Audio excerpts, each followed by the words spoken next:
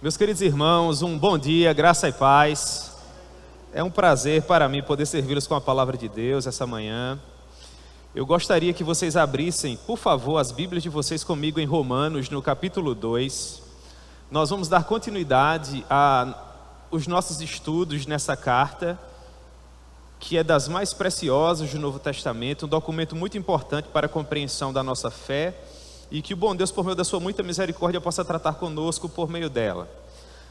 Nós vamos orar inicialmente, irmãos, do verso 1 até o verso 16, e depois, com a ajuda do Senhor, se Ele permitir, nós vamos continuando essa manhã. Amém?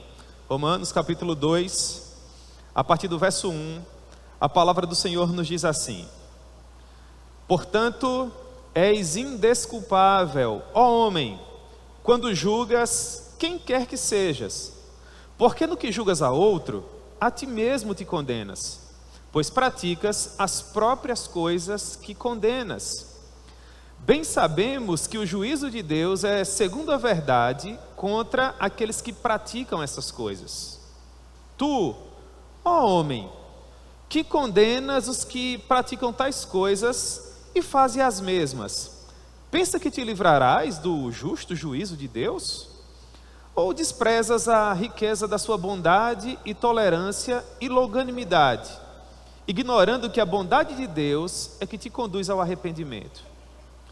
Mas, segundo a tua dureza e coração impenitente, acumulas contra ti mesmo ira para o dia da ira e da revelação do justo juízo de Deus, que retribuirá a cada um segundo o seu procedimento. A vida eterna aos que, perseverando em fazer o bem, procuram glória, honra e incorruptibilidade. Mas ira e indignação aos facciosos que desobedecem à verdade e obedecem à injustiça. Tribulação e angústia virão sobre a alma de qualquer homem que fizer o mal, ao judeu primeiro e também ao grego. Glória, porém, honra e paz a todo aquele que pratica o bem, ao judeu primeiro e também ao grego, porque para com Deus não há acepção de pessoas. Assim, pois, todos que pecaram sem lei, também sem lei perecerão, e todos que com lei pecaram, mediante a lei, serão julgados. Porque os simples ouvidores da lei não são justos diante de Deus, mas os que praticam a lei hão de ser justificados. Quando, pois, os gentios que não têm lei procedem por natureza em conformidade com a lei, não tendo lei, servem eles de lei para si mesmos. Estes mostram a norma da lei gravada no seu coração, testemunhando-lhes também a consciência e os seus pensamentos, mutuamente acusando-os ou defendendo-os. No dia em que Deus, por meio de Cristo Jesus, julgar os segredos dos homens, de conformidade com o meu evangelho. Amém? Que o bom Deus, por meio da sua graça, proponha a sua palavra ao nosso coração. Nós vamos ter mais uma palavra de oração nesse momento, irmãos, e nessa palavra de oração nós vamos incluir a família de Madison, que, como vocês sabem, veio a perder uma de suas irmãs, que faleceu em decorrência de um acidente automobilístico. Ela, por muitos dias, convalesceu no hospital, em uma UTI, mas aprove ao Senhor ontem tomá-la para si, e nós precisamos orar por essa família preciosa que fica. Ao tempo em que também eu gostaria de orar junto com os irmãos pelo pastor Valberto. No momento em que nós estamos aqui estudando a palavra de Deus, ele se submete a mais um procedimento cirúrgico. O pastor Valberto já está com cerca de 50 dias na UTI, se encontra naturalmente muito fragilizado, fisicamente falando, se bem que nós sabemos que o seu espírito é forte, porque o poder de Deus se aperfeiçoa em nossa fraqueza. Mas nós precisamos orar pelo servo de Deus para que ele consiga vencer mais esse desafio e o Senhor possa fazer com que ele continue a se recuperar para a glória do seu nome. Amém? Vamos orar. Meu Deus, nós louvamos o teu nome, nós te agradecemos pela rica oportunidade de subirmos até a tua casa para estudarmos a tua palavra. Muito obrigado, meu Deus. Obrigado porque de fato é uma alegria, é uma honra estarmos na tua presença para louvarmos o teu glorioso nome. Meu Deus, ao tempo em que nós agradecemos por essa grande benesse, nós intercedemos pela família de Madison, meu Deus, que sofre a perda de um ente querido. uma jovem senhora que partiu deixando 2 filhos ainda pequenos, mas nós entendemos, ó Deus, que a tua vontade é boa, é perfeita e é agradável, e nós cremos que o Senhor está cuidando de cada detalhe, Senhor, e que tudo haverá de se ajustar com o tempo, e ao cabo, meu Deus, dessa jornada, o teu nome será glorificado, Senhor. Que o Senhor possa confortar esses que ficam, que o Senhor possa consolá-los, ó Deus, e permitir que eles possam continuar, Senhor, na certeza de que muito em breve todos nós estaremos reunidos na tua presença e a nossa alegria não terá mais fim. Meu Deus, nós também intercedemos pela vida do pastor Valberto, que há tanto tempo tem sofrido, meu Deus, naquele leito de UTI. Tu sabes, ó Pai, tudo que se passa na mente do teu filho, aquilo que sente o seu coração. O Senhor, meu Deus, nesse momento dá sabedoria e força aos médicos que atuam naquele procedimento cirúrgico, e nós imploramos a Ti, ó Deus, conforme a Tua vontade que é soberana, que o Senhor permita que o Teu servo vença mais esse procedimento, que ele se recupere bem, meu Deus, e que ele possa voltar o quanto antes às suas atividades normais, Senhor. Restaura, meu Deus, a saúde do Teu filho, devolve a sua família, a sua igreja, as suas atividades profissionais, Senhor, que ele possa continuar vivendo, meu Deus, na Tua presença, pregando a Tua palavra para a glória do Teu nome. Tem misericórdia, Senhor, e opera mais um dos Teus preciosos milagres na vida do Teu filho. Por fim, meu Deus, que o Senhor possa falar conosco, com base na Tua palavra que é rica, que é preciosa e que é regra de fé e prática para todos nós. Que seja uma manhã muito especial, meu Deus, de estudo em Tua presença. Em nome de Jesus. Amém. Pois bem, meus irmãos, o apóstolo Paulo está construindo a tese de que todos os seres humanos são indesculpáveis perante o Senhor.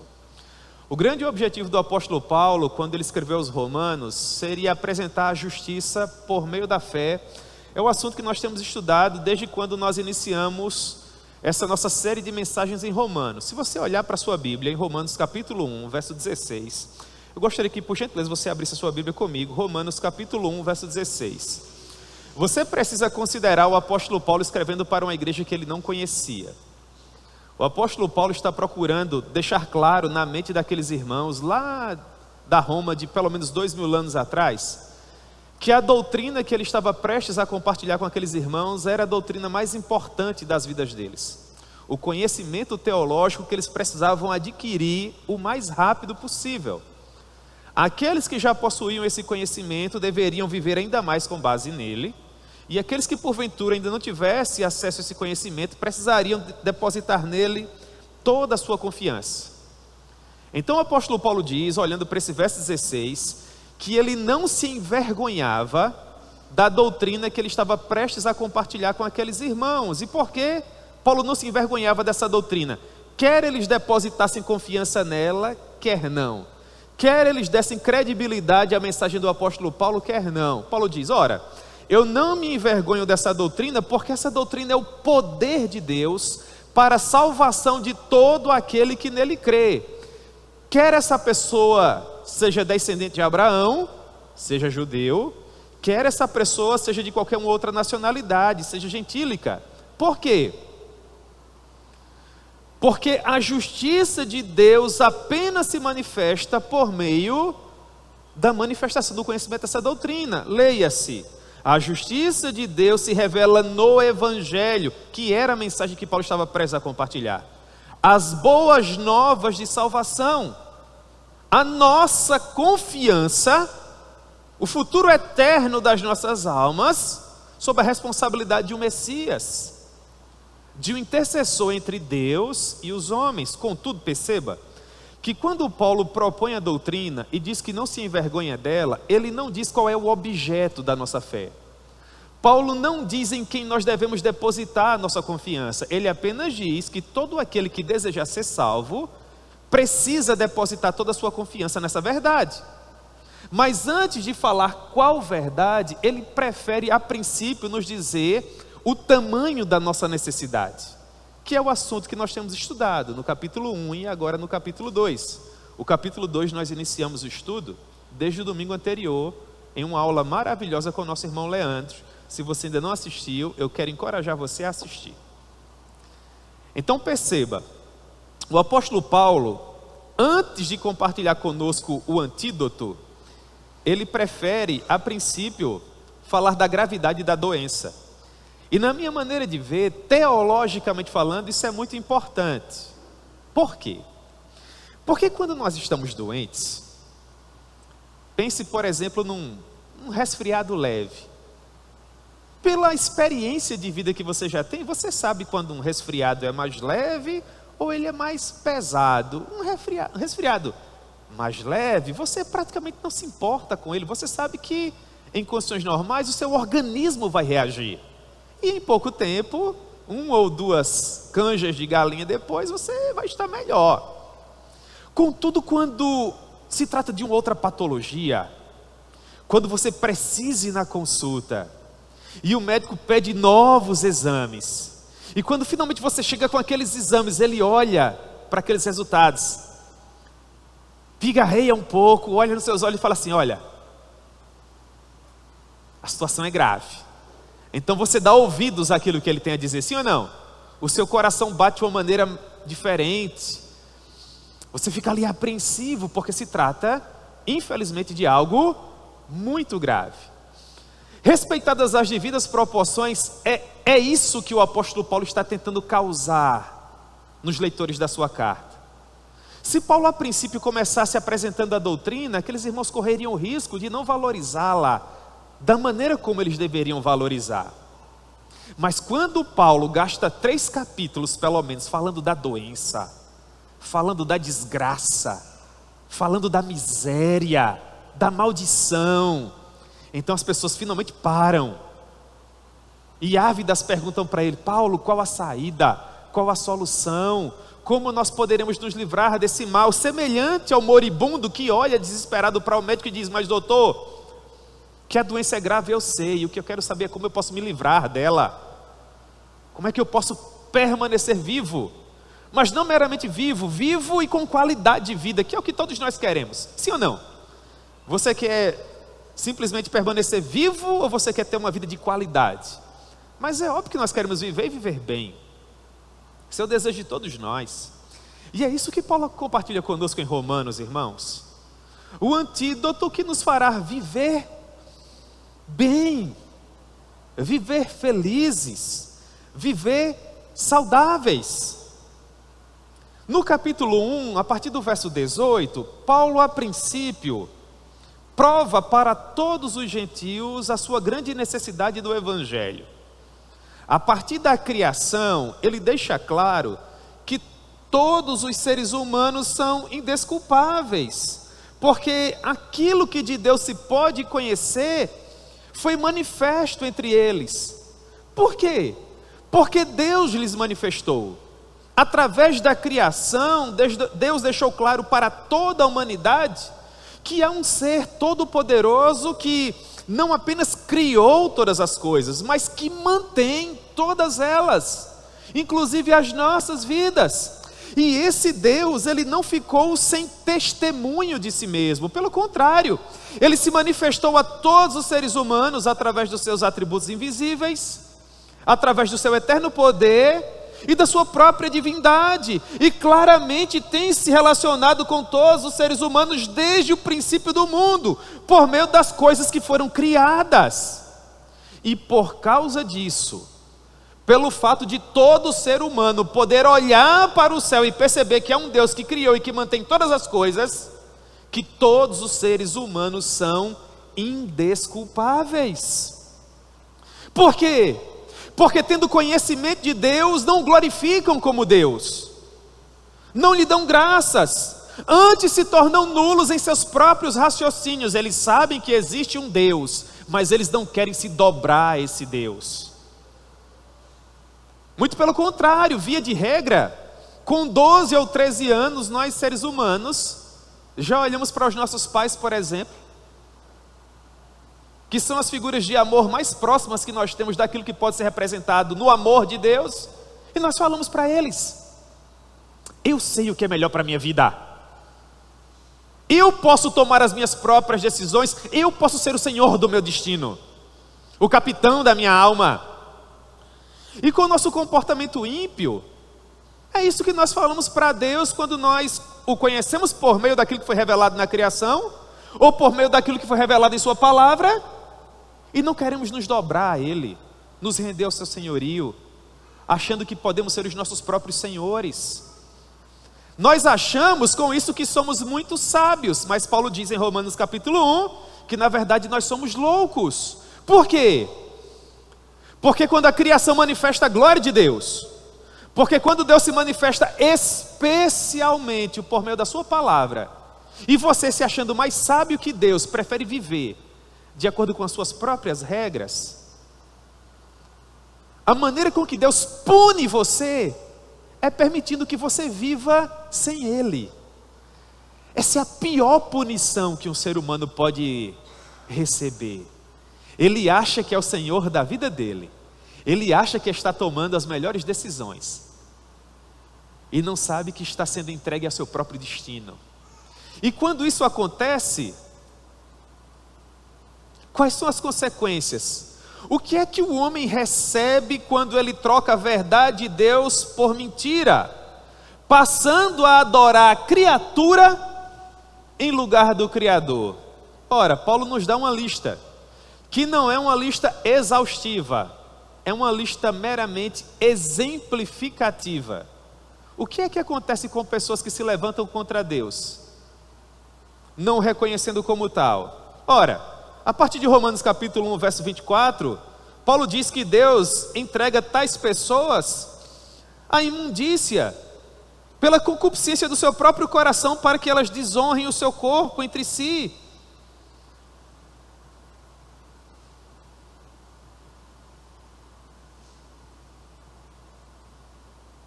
E a partir de então, verso 28, por terem desprezado o conhecimento de Deus, por terem se levantado contra Ele, e não o reconhecido como Deus, olhe para o verso 28, o próprio Deus entrega essas pessoas a uma disposição mental reprovável, para que elas pratiquem coisas inconvenientes, cheias de toda injustiça, malícia, avareza, maldade, inveja, homicídio, contenda, dolo, malignidade, difamação, calúnia, insolência, soberba, presunção, maldade, desobediência aos pais, insensatez, perfídia, falta de afeição natural, falta de misericórdia.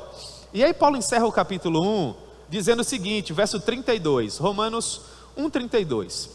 Ora, conhecendo eles a sentença de Deus, demonstrada no capítulo 1, de que são passíveis de morte os que tais coisas praticam, eles não somente fazem. Ou seja, o que é ser ímpio? Ímpio é aquele que sabe o que não deve fazer, mas ainda assim faz. Mas ele não meramente faz, ele faz e tem prazer nisso. Aí Paulo diz, os que tais coisas praticam, não somente as fazem, mas também aprovam aqueles que vivem dessa forma. Portanto, entenda, é só uma breve reflexão, uma breve revisão daquilo que nós já estudamos. Qual é o objetivo do capítulo 1 de Romanos? Provar que todos os gentios estão sob condenação, através disso que eu resumi para vocês aqui. Ele agora parte para o capítulo 2, que com a ajuda de Deus nós estaremos estudando rapidamente hoje. E o objetivo dele agora no capítulo 2 é provar que o povo da aliança também está sob condenação. Só que o povo da aliança possui uma revelação especial. Perceba que no capítulo 1, a condenação tem base na revelação geral. Revelação geral é a criação. Está claro, irmãos?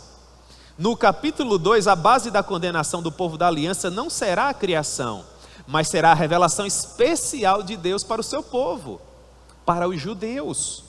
E Paulo agora vai demonstrar no capítulo 2 que os descendentes de Abraão, os filhos da promessa, o povo do pacto da antiga aliança, também precisavam desse antídoto, dessa justiça por meio da graça através da fé, à semelhança dos gentios. E como o apóstolo Paulo vai construir esse conhecimento? Ora, com base em 3 teses, sobre as quais todos os judeus se orgulhavam, à época do Antigo Testamento. A primeira delas, pelo fato deles serem descendentes de Abraão. É como se Paulo estivesse dizendo: vocês acham que pelo fato de serem descendentes de Abraão, vocês não precisam do Messias? Eu pretendo provar que vocês precisam. Em segundo lugar, a segunda tese, eles também se orgulhavam de serem o povo da lei, o povo que havia recebido a legislação de Moisés. Se achavam melhores que os demais por causa disso. Então Paulo vai provar ainda no capítulo 2, que a lei não os eximia, não os isentava da necessidade de um Messias. Pelo contrário, eles precisavam dele da mesma forma. E finalmente, em terceiro lugar, a terceira tese, se trata da circuncisão. Os judeus à época do Senhor Jesus, em termos do Antigo Testamento, se orgulhavam por serem os descendentes de Abraão, por serem o povo da lei e por terem recebido um sinal exterior da sua aliança com Deus, que era a circuncisão. Os demais povos não possuíam nada disso, os judeus possuíam. E Paulo vai usar essas três teses para provar que eles precisavam do Messias, assim como estava provado pelo capítulo 1, que os gentios também precisavam. Deu para compreender, irmãos?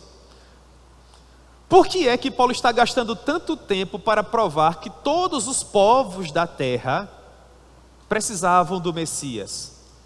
Para fortalecer a sua célebre afirmação de Romanos capítulo 3, verso 23. O que é que Paulo diz em Romanos 3, 23?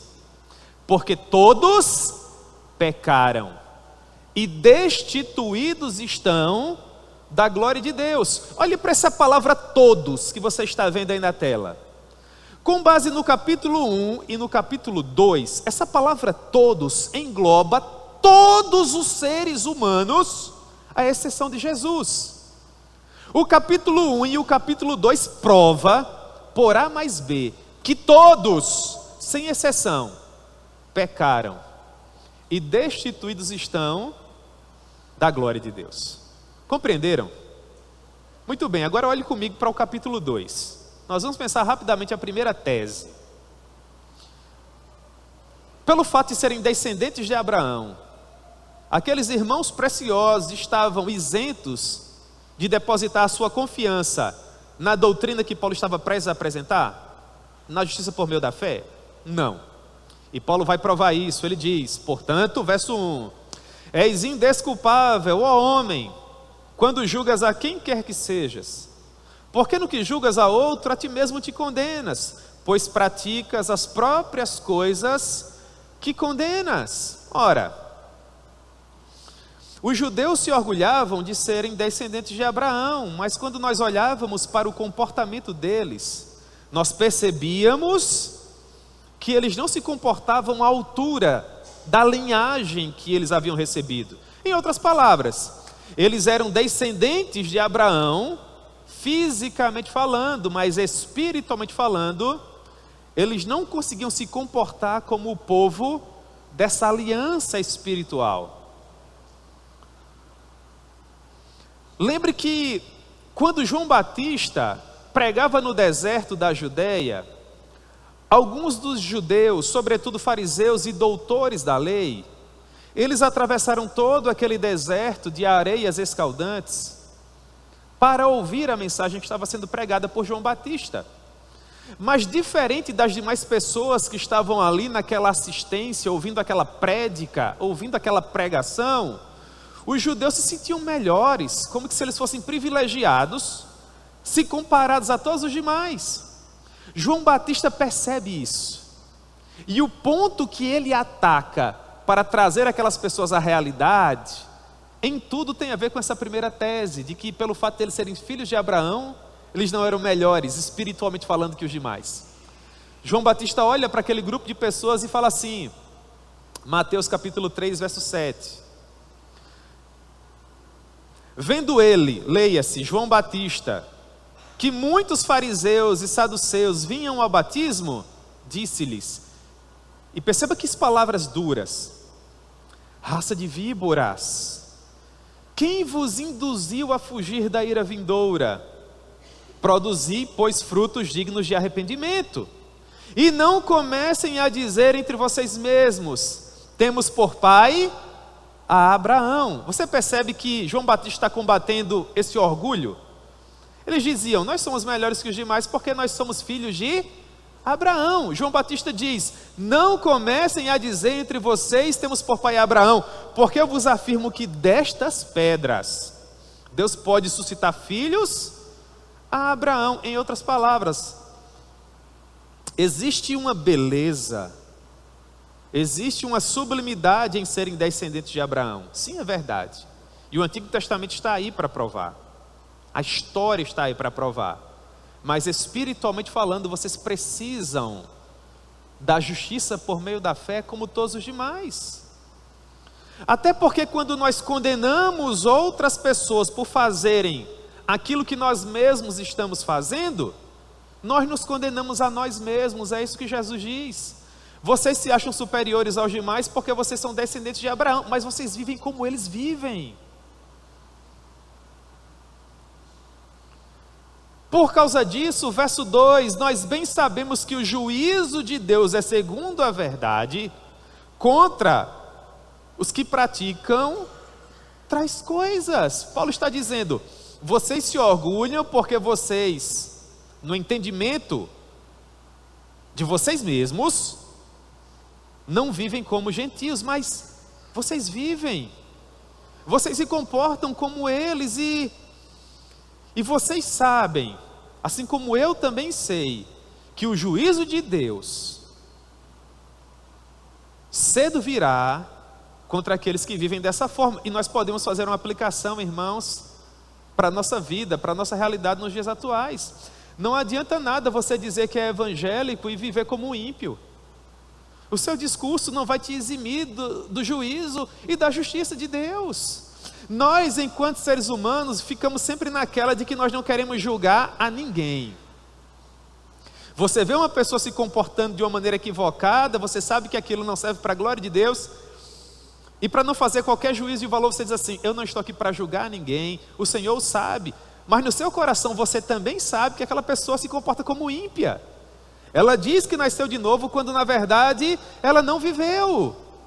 Espiritualmente falando, é como se nós estivéssemos olhando para esse tipo de comportamento e lendo junto com a igreja de Roma o verso 3 e 4. Perceba se não é verdade.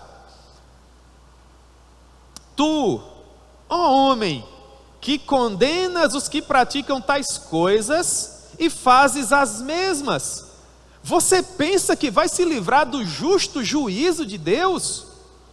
Ou você despreza a riqueza da sua bondade e tolerância e longanimidade, ignorando que a bondade de Deus é que te conduz ao arrependimento?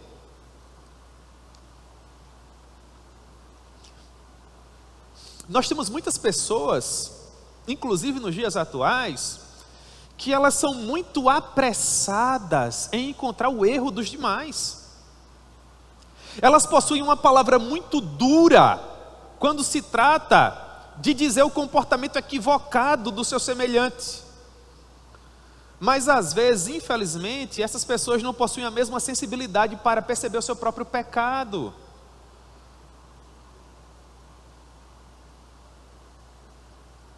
Então Paulo diz, você que é apressado em fazer juízo de valor, em condenar o seu semelhante, você acha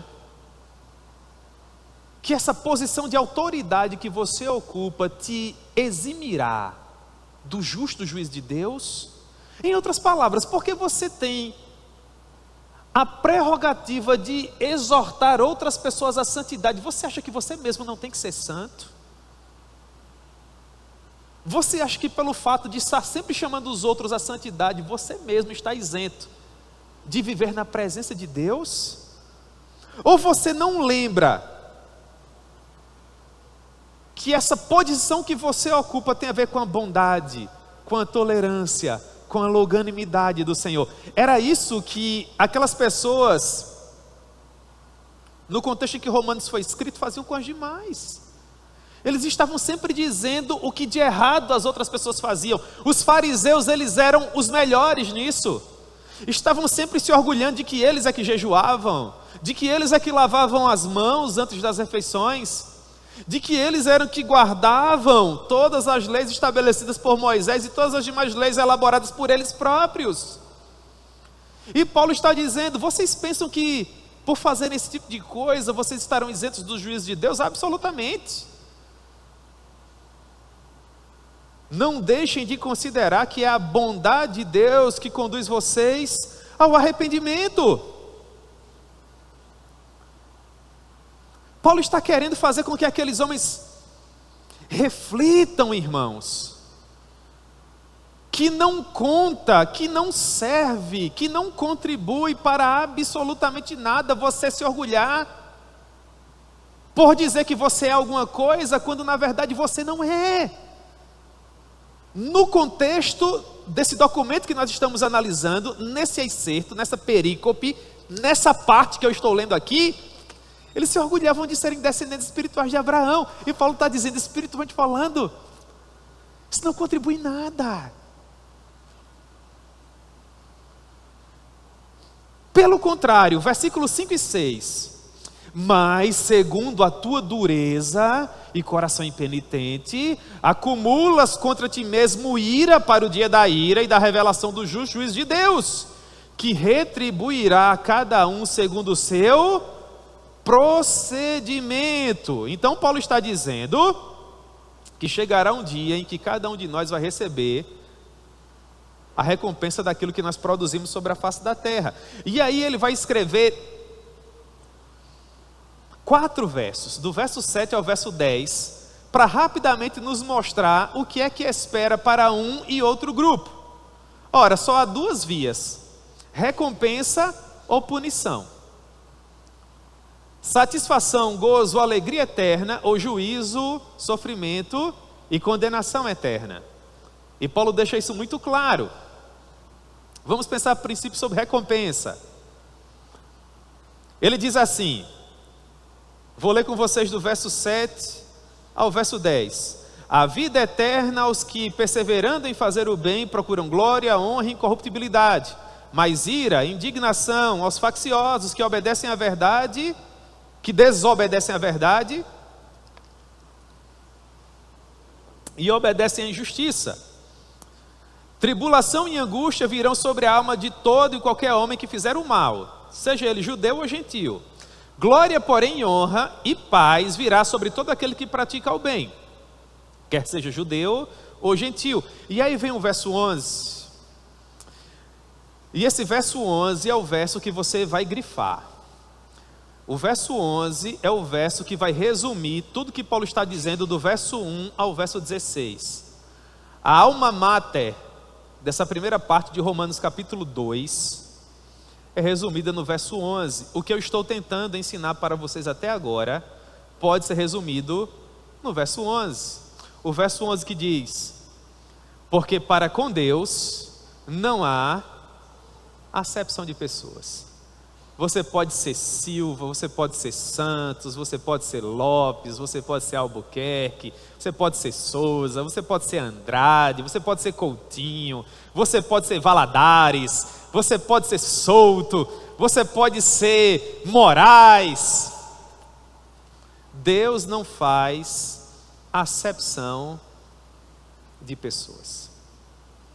Dito isso, receberá a vida eterna aqueles que perseverarem em fazer o bem, procurarem glória, honra e incorruptibilidade.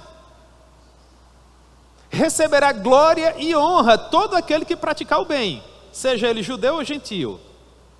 Mas haverá ira e indignação contra os facciosos e os que desobedecem à verdade e obedecem à injustiça.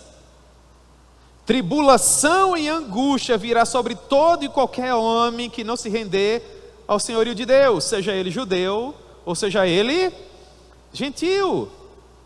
Ou seja, não importa a sua descendência, você passará pelo julgamento de Deus.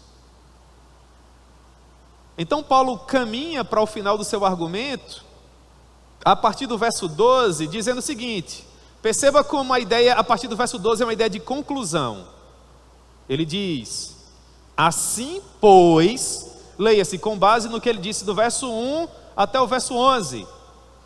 Todos os que pecaram sem lei, também sem lei, perecerão. E todos os que com lei pecaram mediante a lei, serão julgados. Porque os simples ouvidores da lei não são justos diante de Deus, mas os que praticam a lei serão justificados. Há duas verdades muito importantes aqui. A primeira delas: todos os que pecaram sem lei, também sem lei, perecerão. O que isso significa? Ora, Paulo explica o que isso significa do verso 14 ao verso 16. E aqui há uma pergunta muito antiga, aquilo que a gente gosta de falar assim, é uma pergunta de gaveta, não é? No seminário de teologia, e nós temos um muito bom todas as quintas-feiras aqui na igreja, não é? É muito comum que quando a gente vai fazer uma análise de Romanos, o estudante de teologia pergunte assim, por exemplo: e quanto aos índios? Imagine um índio que nasceu numa floresta e que nunca teve a oportunidade de ouvir o evangelho. Se essa pessoa partir sem ter ouvido a respeito de Jesus, qual será o destino eterno dele? Paulo está explicando aqui em Romanos capítulo 2. Eu vou repetir. Todos os que pecaram sem lei, é o exemplo que eu dei do índio, também sem lei perecerá. O que Paulo quer dizer com isso? Verso 14: quando um gentio que não tem lei procede por natureza de conformidade com a lei, não tendo lei, servem eles de lei para si mesmos.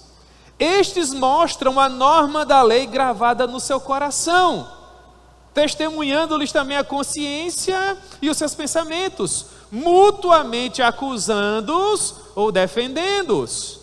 No dia em que Deus, por meio de Cristo Jesus, julgar os segredos dos homens de conformidade com o Evangelho.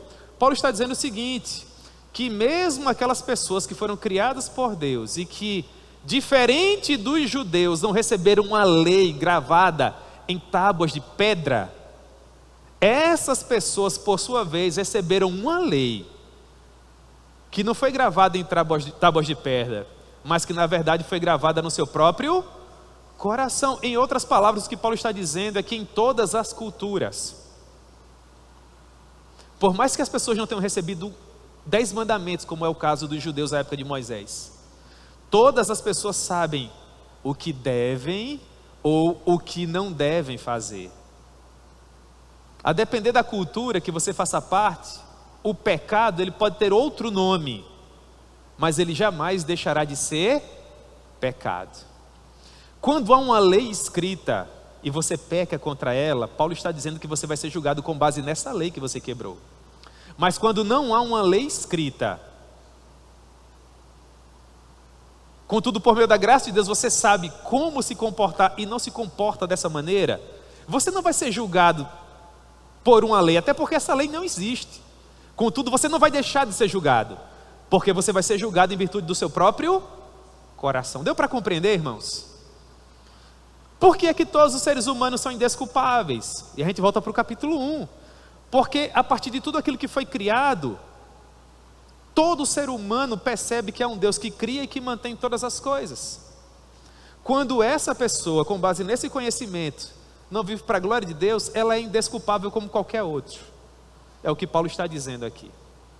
Portanto, aqueles que sem lei pecaram, também sem lei perecerão. Em resumo, se a pessoa nasceu, viveu toda uma vida e morreu sem ouvir o Evangelho, por mais que isso parta ao meu coração, e que eu tenha que dizer isso com todo respeito e com toda solenidade, do ponto de vista da palavra de Deus, essa pessoa, infelizmente, não encontrará misericórdia no final. Porque a fé só vem pelo ouvir e ouvir a palavra de Deus. E aqui nós chegamos a um ponto que é muito importante para a sua compreensão de Romanos, capítulo 1 e 2. Preste atenção. A criação é suficiente para provar que existe um Deus, mas ela não é suficiente para salvar. Em outras palavras, o conhecimento da criação serve para condenar, não serve para absolver. Porque se o conhecimento que é produto da criação servisse para salvar, nós teríamos dois caminhos: a criação e a cruz. E não é isso que a Bíblia ensina. A Bíblia ensina que só há um caminho. E esse caminho é o Senhor Jesus. Ah, pastor, mas aí Deus seria injusto. Voltando para o exemplo do índio, que nasceu, viveu e morreu na floresta sem nunca ter ouvido o evangelho. Não, injusta é a igreja, que há milhares e milhares de anos sabe que é responsabilidade dela ir por todo mundo e pregar o evangelho a toda criatura. Mas ainda assim, 2000 anos depois, nós ainda temos 6.000 povos não alcançados. E pelo menos 3.000 povos em que um missionário nunca colocou os pés. E Deus tem nos dado estrutura, Deus tem nos dado recurso, e Deus tem nos dado o que nós mais precisamos para fazer a vontade dEle, que é o Espírito Santo. E ainda assim a igreja não cumpriu a missão.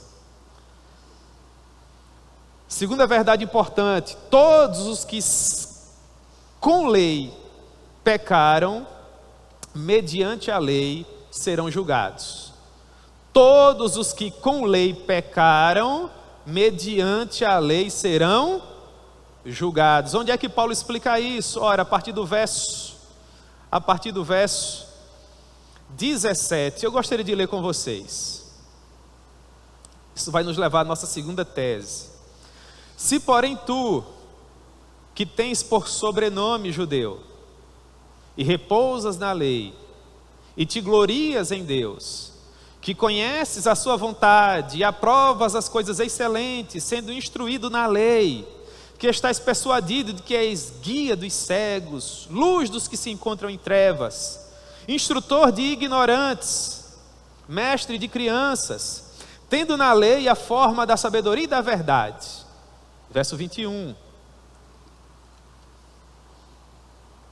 Tu, que ensinas a outros, não te ensinas a ti mesmo?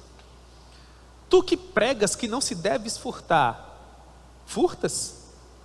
Dizes que não se deve cometer adultério, e cometes? Abomina os ídolos, eles roubam os templos? Tu, que te glorias na lei, desonras a Deus pela transgressão da lei? Pois como está escrito, o nome de Deus é blasfemado entre os gentios por vossa causa. Assim como o verso 11 resumia a primeira tese, de que não contribui para a salvação ser descendente de Abraão, porque Deus não faz acepção de pessoas. O que pode resumir a segunda tese, que vai do verso 17 ao verso 24, é o verso 23. Porque a segunda tese tem a ver com o fato de que os judeus se orgulhavam de terem recebido a lei. Mas olha o que Paulo diz no verso 23. Tu, que te glorias na lei. Você percebe como isso é claro? Que te orgulhas por terem recebido a lei. Que se acha melhor em detrimento dos demais pelo fato de terem recebido a lei. Desonras a Deus pela transgressão da lei. Dito de outra forma, vocês se orgulham por terem recebido a lei, mas vocês obedecem à lei? Não. Não, vocês não obedecem. E o nome de Deus está sendo blasfemado no meio dos gentios por conta do comportamento de vocês. Uma aplicação para os dias atuais. Nós nos orgulhamos de termos a palavra de Deus. Nós somos o povo do livro. Sim ou não? Quando você se diz evangélico na empresa que você trabalha, mas você não tem testemunho, meu irmão, você professa conhecer a palavra de Deus e vive como se não a conhecesse, como é que os seus amigos encaram você? É de partir o coração quando infelizmente alguém no mesmo setor que nós trabalhamos diz assim: se um dia eu me tornar evangélico, eu não quero ser como o fulano, porque o fulano diz que é evangélico, mas o fulano é para usar o nosso evangeliquez, só a graça. Você já ouviu isso? Você se gloria na palavra de Deus, mas a desobedece, e o nome do Senhor é blasfemado no meio dos seus amigos de empresa, por sua causa. Em outras palavras, adianta dizer que conhece a palavra de Deus se você não vive de acordo com ela? Adianta? Não adianta. Ora, então nós vamos explicar aquele segundo ponto. Todos os que com lei pecaram, mediante a lei serão julgados. É o que acontece aqui. Paulo está dizendo a partir do verso 17, perceba, ele disse para os gentios que os gentios não haviam recebido a lei, e que portanto eles seriam julgados de acordo com as inclinações do seu coração. O povo judeu recebeu a lei. Como é que eles serão julgados? Aí Paulo diz, verso 17, tu porém que tem por sobrenome judeu, você que se orgulha de ser descendente de Abraão, a gente já estudou isso, do verso 1 até o verso 16, e repousas na lei, e te glorias em Deus. Aí Paulo começa a desenvolver uma série de prerrogativas que, no meu entendimento, os judeus ficavam dizendo a todo tempo. Se imagine na Jerusalém de pelo menos 2000 anos atrás, e você é um gentio, e você está conversando com um judeu da época do apóstolo Paulo, você está falando de religião, você está discutindo religião com ele, e quando você começa a falar, ele começa a dizer que ele é que recebeu a lei, ele é que pode se gloriar em Deus. Com base no conhecimento que tem, ele pode dizer que conhece a vontade do Senhor. Ele aprova as coisas que são excelentes, porque ele é instruído na lei. Verso 18, agora olhe para o verso 19. No entendimento dele, ele é guia dos cegos, luz dos que se encontram em trevas. Ele é o instrutor dos ignorantes, mestre das crianças. Na lei ele tem a sabedoria e o acesso à verdade. Agora vamos fazer uma aplicação para os dias atuais. Esse é ou não é o comportamento de parte dos evangélicos que caminham dentro das nossas comunidades? Vai discutir religião, irmãos, quem é que mais sabe de religião? Vai discutir Bíblia, quem é que mais sabe de Bíblia? Se a gente entra pela teologia, irmãos, nós temos pressa em citar um Charles Spurgeon, um Jonathan Edwards, um João Calvino, um Martinho Lutero, em falarmos dos erros desses ou daqueles, de nos orgulharmos da nossa teologia reformada, por exemplo, se for o caso.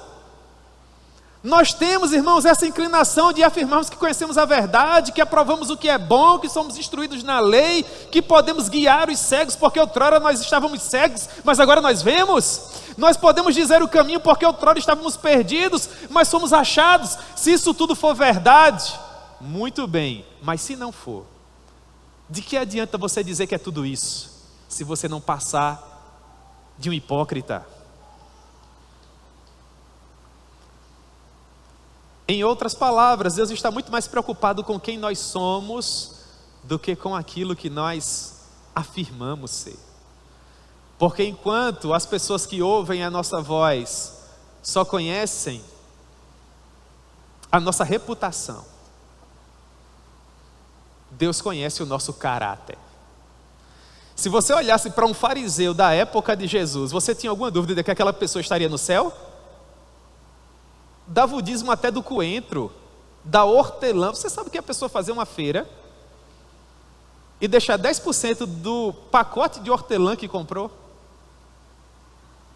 Jesus olha para esse exemplo e diz: se a justiça de vocês em muito não exceder a dos fariseus, eis que eu vos digo que de maneira nenhuma vocês verão o reino dos céus.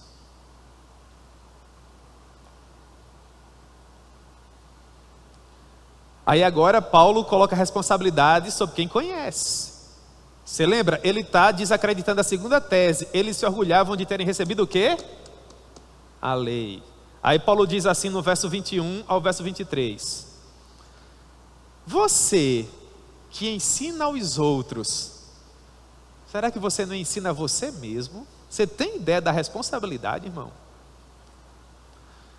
Você, pregador, que ensina que não se deve furtar, você furta? Você que diz que não se deve cometer adultério, você comete?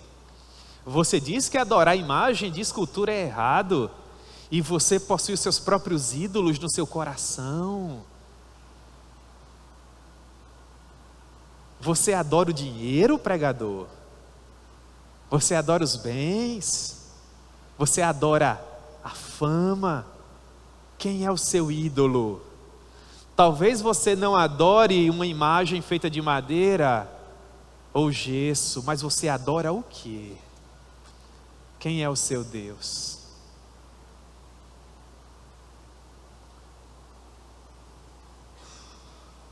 Aí nós chegamos ao âmago do capítulo 2, do verso 17 ao verso 24, quando ele diz assim: você se gloria na lei, mas você desobedece a Deus quando você transgride, quando você quebra, quando você desobedece a lei. E por causa disso, verso 24, o nome de Deus é blasfemado entre os gentios por vossa causa. Você que se orgulha de dizer que conhece a palavra de Deus, mas que não vive de acordo com a palavra de Deus, tenha cuidado, porque a quem muito é dado, muito será cobrado. Amém, irmãos? Os judeus tinham motivo de se orgulhar porque eram descendentes de Abraão? Eles tinham motivo de se orgulhar porque haviam recebido a lei? Isso em termos de salvação. Nós já respondemos essas duas teses com um não. É não para a primeira e é não para a segunda. Há uma terceira tese, do verso 25 ao verso 29, e são 10h35. Vocês aguentam aí mais 10 minutos para a gente sair de 15 para 11 ou vamos ficar por aqui? E aí? Então, muito bem. Vamos lá, verso 25. Terceira tese, Paulo vai desacreditar a circuncisão. A tese de que eles eram melhores porque eram descendentes de Abraão já caiu por terra, porque Deus não faz acepção de pessoas. A tese de que eles eram melhores porque eles haviam recebido a lei caiu por terra, porque eles haviam recebido a lei e não obedeciam à lei. E a terceira tese, a da circuncisão. Paulo diz, verso 25, porque, perceba, ele está levantando um outro argumento. Você percebe a palavra que dá início? Porque a circuncisão tem valor se praticares a lei. Se você é um transgressor da lei, Paulo já toca na ferida, né, irmãos? O que foi que ele disse do verso 17 ao verso 24? Que eles transgrediam, sim ou não? Se és transgressor da lei, verso 25, a tua circuncisão já se tornou incircuncisão. Se, pois, a incircuncisão observa os preceitos da lei, não será ela, porventura, considerada circuncisão? Se aqueles que não receberam a lei vivem de acordo com a lei que está gravada no seu coração, se eles obedecem à lei gravada no seu coração, será que eles não poderiam ser considerados como circuncisos? Verso 27. E se aquele que é incircunciso por natureza cumprir a lei, que lei? A lei do seu coração. Certamente ele te julgará a ti, que não obstante a letra e a circuncisão, és transgressor da lei. Aí vem o verso 28. E o verso 28, irmãos, é o resumo da terceira tese. É o verso que você tem que grifar. Quando Paulo diz assim: porque não é judeu, preste atenção, quem o é apenas exteriormente. A circuncisão era feita interiormente ou exteriormente? Exteriormente, no prepúcio do rapaz. Porque não é judeu quem o é apenas exteriormente, nem é circuncisão a que é somente na carne. Porém, judeu é aquele que o é interiormente. E circuncisão aqui é do coração, no espírito, não segundo a letra, cujo louvor não procede dos homens, mas de Deus. Ora, Paulo está dizendo que o símbolo exterior só possui valor se ele estiver ligado àquilo que é interior. Em outras palavras, dizer que você é uma nova criatura, dizer que você é uma nova natureza, dizer que você nasceu de novo, quando na verdade você não nasceu, te torna uma nova criatura? Não! Há muita gente boa por aí dizendo que é crente, dizendo que é nova criatura, dizendo que nasceu de novo, mentindo para si mesmos, porque não possuem frutos dignos de arrependimento. Pastor, o senhor está querendo dizer com isso que quem nasceu de novo não peca, não erra? É isso que a Bíblia ensina, irmãos? Claro que não. O fato de nós sermos nova criatura, nova natureza, não nos exime de pecar porque nós falhamos, somos seres humanos. Mas o fato de nós sermos novas criaturas torna o pecado um acidente. O fato de nós sermos novas criaturas nos retira o prazer de pecar. O fato de nós sermos nova criatura nos faz se arrepender do pecado, confessar o pecado, obedecer a Deus, obedecer à liderança que foi constituída por Deus para implementar na terra os valores do seu reino, se envolver com as demandas da igreja, vestir a camisa, comprar a visão. Eu poderia passar o resto da manhã dando exemplos. Porque a circuncisão só tem valor, o sinal exterior, a minha carteira, a minha credencial de pastor só tem valor se eu cumprir com aquilo que está estabelecido. Se eu transgredir a lei, se eu transgredir o mandamento, se eu for de encontro ao conhecimento teológico que tenho, eu posso ter 10 carteiras de ministro do Evangelho, e nenhuma das 10 vai mudar o fato de que eu me tornarei uma farsa.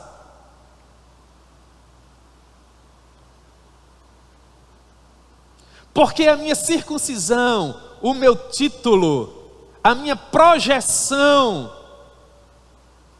não vale de nada, já se tornou incircuncisão. E aqui cabe uma aplicação que é sem igual para a nossa geração. Há muitas pessoas impressionadas com ministérios de homens que não impressionam a Deus. Há muitas pessoas impressionadas com igrejas que valem verdadeiras fortunas na terra e que não valem 10 centavos no céu. Se, pois, a incircuncisão, o que não tem o título, o que não tem fama, o que não é visto, observa os preceitos da lei, tem vida com Deus, tem vida no altar, tem vida santa, não será essa pessoa anônima considerada circuncisão santa? Ora, é claro. Se aquela pessoa que do ponto de vista humano não é nem percebida, tem vida com Deus, promete e cumpre, compra e paga, é bom marido, é boa esposa, é bom filho, é bom funcionário, é um crente valoroso, veste a camisa, compra a visão dentro da igreja local. Será que com esse estilo de vida ele não está olhando para você, meu irmão, que se diz tanta coisa? Ah, eu sou descendente de Abraão, ah, eu sou o detentor da lei, ah, eu tenho um sinal exterior da circuncisão. Será que essa pessoa não faz todos esses 3 pilares sobre os quais você se orgulha caírem por terra? Irmãos, eu digo isso com muito respeito e com muita solenidade, com muita reverência. Mas existem cristãos com 10 dias de convertido que são mais crentes do que muitas pessoas que têm 10 anos. Existem pessoas que têm 1 ano de convertida, que têm mais vida espiritual que pastores que têm 40 anos de ministério. Por quê? Verso 28 e 29. Porque não é judeu quem o é apenas exteriormente, nem é circuncisão aquela que é apenas na carne. Porém, judeu é aquele que é aonde? Interiormente. E a circuncisão verdadeira é aquela que acontece no coração. É tempo de nós pararmos na correria das nossas vidas e perguntarmos para Deus quem nós somos. O que é que nós estamos fazendo? Onde é que nós vamos chegar, irmãos? Em outras palavras, espiritualmente falando, Paulo estava olhando para homens maduros, homens experimentados, de cabelos grisalhos. E no final desse capítulo 2 de Romanos, Paulo estava dizendo para eles que eles ainda nem haviam começado. Você sabe quão duro é você chegar para uma pessoa que tem 10, 20, 30 anos caminhando dentro de uma igreja evangélica, e você chegar para essa pessoa espiritualmente falando, dizer para ela: meu irmão, você faz 30 anos que está aqui dentro, mas ainda não deu nem o primeiro passo.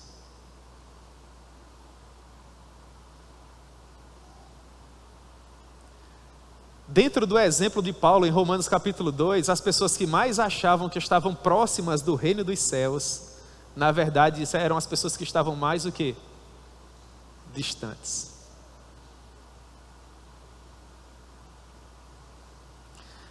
Para encerrar, e eu tenho 1 minuto, eu gostaria que vocês olhassem comigo agora para o verso 9 do capítulo 3. Romanos capítulo 3, verso 9, resume tudo que Paulo ensinou no capítulo 1 e no capítulo 2. Vamos lá? Romanos 3, 9. Você trouxe o caderninho que eu pedi. Hoje seria um dia de anotar muita coisa, não é? Sim ou não? Fabiana está aqui anotando tudo. Muito bem, minha irmã, vocês deixam o coração do pastor feliz. Romanos 3:9. Romanos 3:9. Olhe para o princípio do versículo 9. Você percebe que é uma pergunta retórica? Paulo diz assim: que se conclui? Aí se você tivesse com lápis grafite, com caneta não, irmãos, com grafite, você circularia esse que se conclui e escreveria assim: resumo do capítulo 1 e 2. Por que esse que se conclui, essa pergunta, é um resumo do capítulo 1 e do capítulo 2? Por quê? Porque no capítulo 1, Paulo provou que os gentios estão sob condenação. Eles precisam da justiça por meio da fé. E no capítulo 2 que nós estudamos hoje, ele também provou que os judeus estavam sob condenação, porque eles também precisavam da justiça que era produto da fé. Amém, irmãos? Dito isso, que se conclui? Aí Paulo olha para ele como judeu e olha para os irmãos dele como judeus. Ele acabou de escrever o capítulo 2 e ele diz: temos nós qualquer vantagem pelo fato de sermos judeus? No que diz respeito à salvação? Qual é a resposta? Não, de forma nenhuma, porque já temos demonstrado. Onde foi que ele demonstrou? No capítulo? E no capítulo? Onde foi que ele demonstrou, irmãos? No capítulo? E no capítulo? Nós já temos demonstrado que todos, e essa palavra todos, esse termo todos, engloba quem? Não é isso, irmã Márcia? Engloba todo mundo, à exceção de quem? Porque nós já temos provado que todos, tanto judeus, capítulo 2, como gregos, leia-se, gentios, capítulo 1, que todos estão debaixo de... Você deu para perceber aí o tamanho da doença? Aí a partir do versículo 21 do capítulo 3, Paulo vai apresentar o remédio. Mas eu acho que a gente só vai ter acesso ao remédio, irmãos, daqui a uns 2 domingos. Não, vai ser bom para vocês ficarem refletindo a respeito dessas questões. Mas o importante é saber que há remédio. Na verdade, nós já tivemos acesso ao remédio. E é por isso que o nosso coração está cheio de paz. Amém? Vocês percebem como um estudo sistemático de Romanos é importante para nós compreendermos a beleza da vitória do Calvário? Eu acho que Paulo foi muito feliz quando ele, sendo inspirado pelo Espírito Santo, decidiu falar primeiro da doença para depois falar da cura. Porque nivela todo mundo, não é? E nós valorizamos mais o remédio. Amém, irmãos?